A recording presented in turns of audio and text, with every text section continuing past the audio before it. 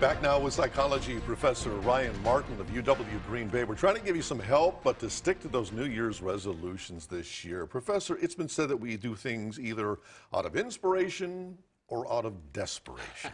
Are we making these New Year's resolutions because, as you mentioned earlier, because we want to better ourselves, or are we addressing something that we don't like about ourselves?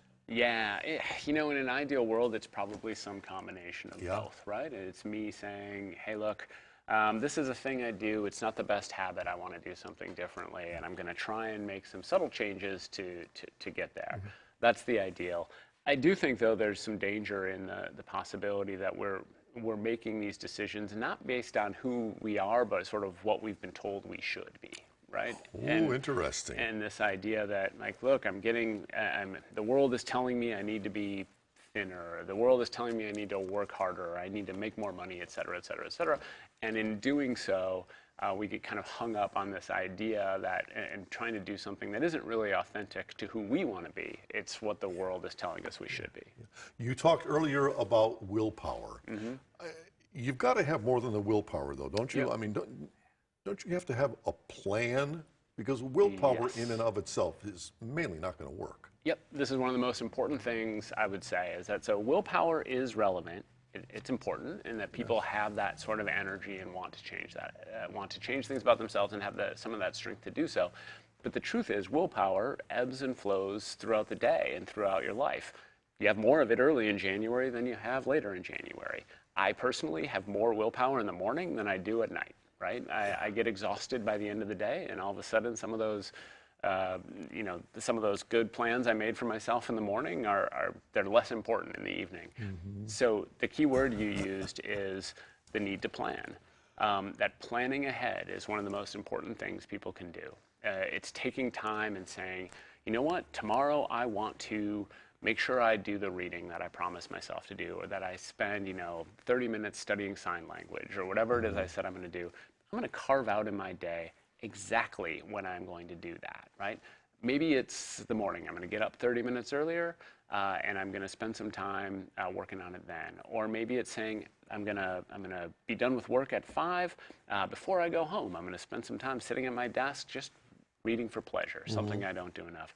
But it's carving out that time and deciding when it's going to be, so that the decision is made for you early on, and not something you're trying to do just based on willpower. Yeah, how many times have we heard moods are so elusive? Yep. And isn't that the truth? Yeah, exactly. I've also heard it said that the why is more important than the how. If you get a big enough why, the how will find a way.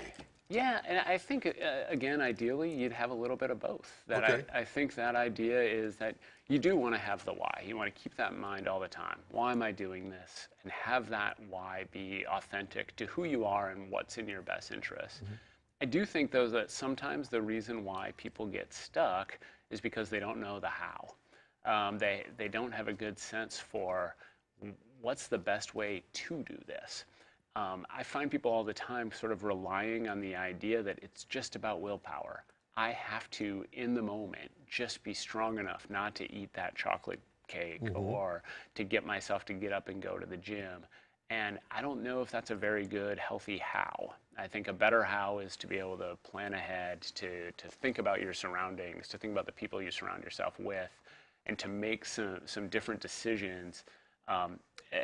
That's a better how. And so in a ideal world, people have a little bit of both. When I'm making a resolution, should I tell somebody close to me that I'm making the resolution for support, or do I not tell people around me that I'm doing this resolution so that when I fail, nobody can look at me and go, oh, you failed? Right. Yeah. So the answer to this is going to be a little bit nuanced, because you want to tell the people that are going to be helpful. Okay. And the truth is, when it comes to resolutions, not everyone is.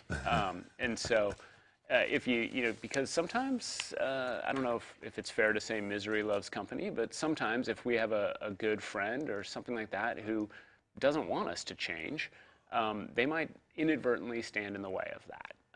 They may sort of co-sign when we say, you know what, I've been eating really well, I've been working out a bunch, but I think I'm going to skip today.